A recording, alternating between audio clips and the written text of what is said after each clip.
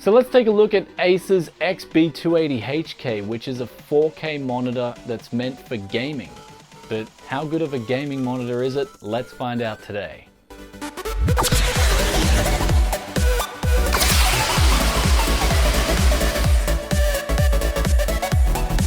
Ladies and gentlemen, welcome back to Tech. Yes, it is Brian coming back to you guys finally with the long-awaited review of the Acer XB280HK. Now this is an interesting monitor because it's 4K. I know, right? That's a lot of pixels going in that 28-inch monitor.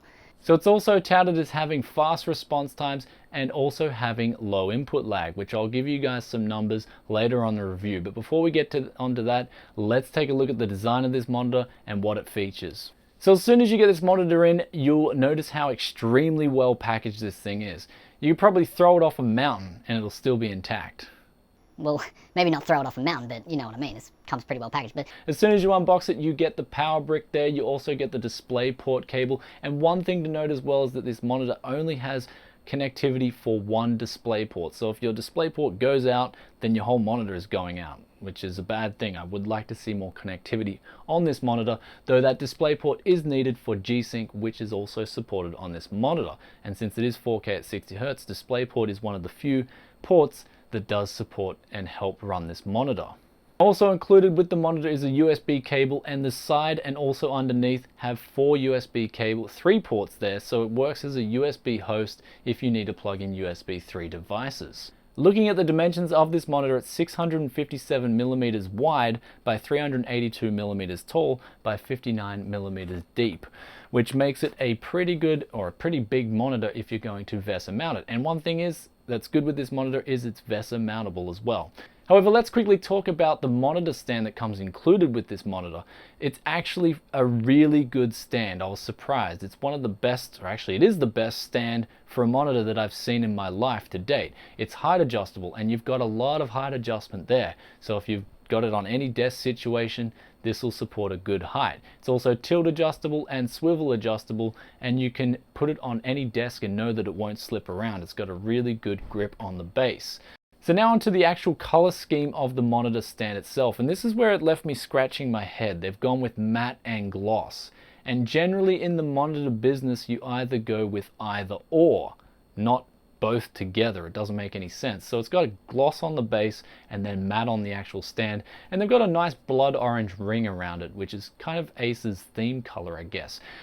Now moving on to the monitor itself, they again decide to go with this same gloss and matte combination. I don't know what's going on in the design department there, but the bezel is a gloss reflective surface, and then the actual screen coating itself is a matte non-reflective surface. Now the coating matte versus gloss, that's up to you guys. They have their disadvantages and advantages. For instance, gloss, the colors are more vibrant and they will pop more. However, matte, there will be less glare, and also your sunlight environment won't be such a disaster to work in. So they're the trade-offs between the two. This is a matte coating, and I must say it's actually a really good coating for a matte coating.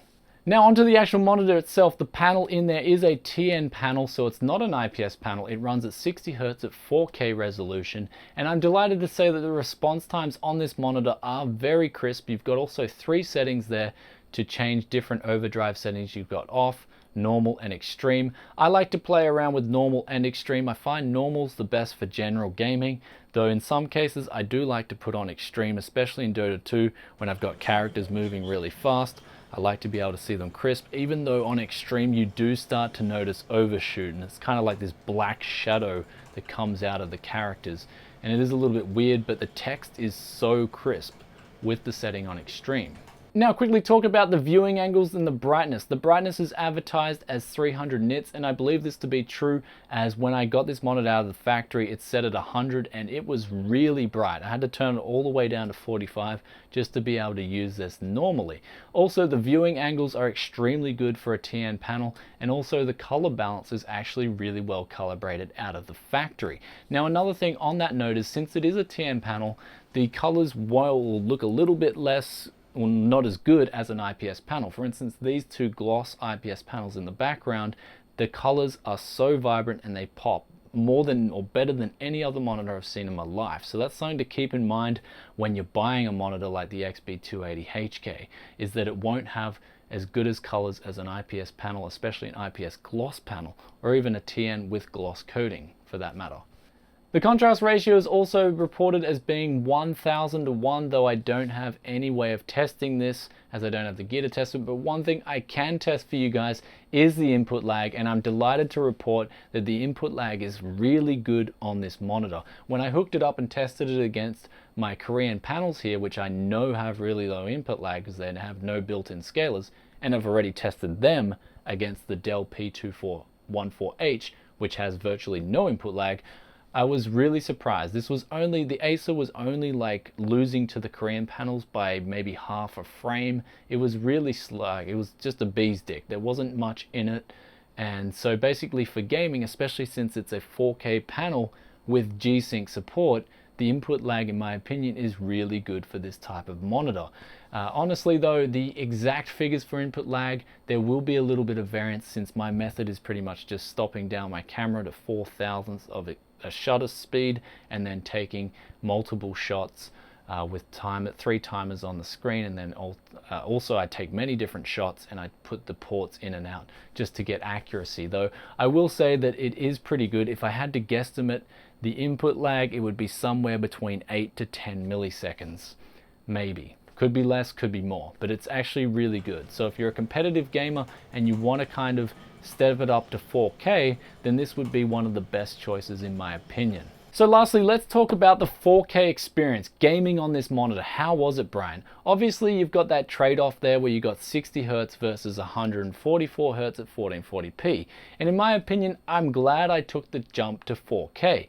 Even though the motion isn't as fluid as a 144 Hz monitor, the picture is just beautiful. Like, games on this monitor look gorgeous. They're really good, they're really crisp. You pretty much just leave the anti-aliasing off in a lot of your games and it will still look amazing. So the 4K experience, I can highly recommend it to you guys. And since the response times are really fast on this monitor, and for instance if I'm gaming, I don't notice any ghosting. However, on these IPS panels, I can notice a little bit of ghosting in games. And so I do prefer to play on a TN panel when it comes to games. Especially now that it's at 4K, I've got even more the reason to play games on the Acer panel, which I've actually got in my gaming setup downstairs. Though keep in mind though, this is an expensive setup and the monitor came in from me around about $600. That's if I converted yen into US dollars. Another thing as well, you will need a good graphics card to power this monitor. I'm currently powering it from a 980 Ti, which I overclock, and I managed to get good frames in a lot of games. If I'm not getting 60 frames per second, then I usually turn down the settings to accommodate for that, and I'll be getting 60 frames regardless.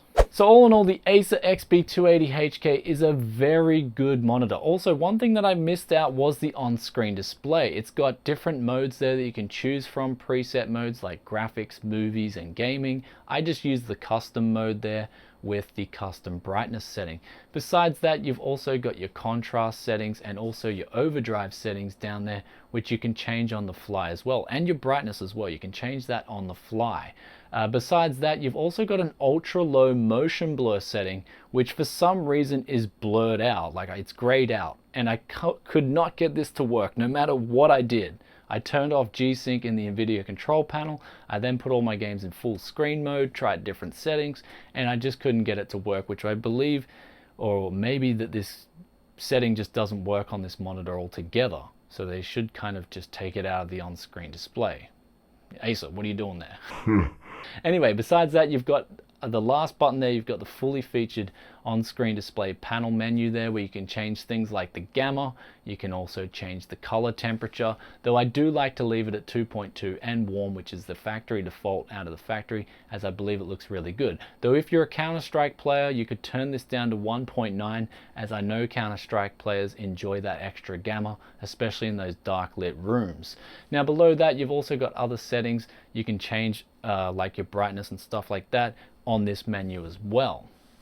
So here I am left with nothing but a real big thumbs up for this monitor. I'm absolutely loving it. It's a really good 4K monitor, really fast response times, really low input lag, really nice. That's all I can say. And you've got that added on bonus of having G-Sync.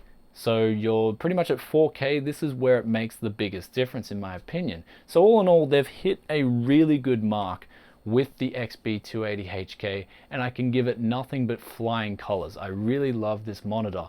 Though keep in mind though, it is a TN panel and it is a matte coating, so your colors are not going to be as good as something like an IPS panel that I have in the back here with a gloss or a glass screen coating on there with PDC. So that's something to keep in mind though. For what it's worth, I just absolutely love this monitor and I can't recommend it highly enough for you guys, especially if you have the money. Though keep in mind it is very expensive, this setup. You're gonna have to get a 980 Ti or something similar, and then you're gonna have to get this monitor, which will set you back over $1,000 just to be playing games at 4K. So that's about it for today, guys. If you like this review, then please give it a big thumbs up. If you have any questions or comments about the XB280HK, then be sure to drop a comment in the comment section below and I'll get back to you as soon as I can. And if you haven't already, hit that subscribe button for more juicy tech videos like this one, and I'll see you in another tech video very soon. Peace out for now. Bye.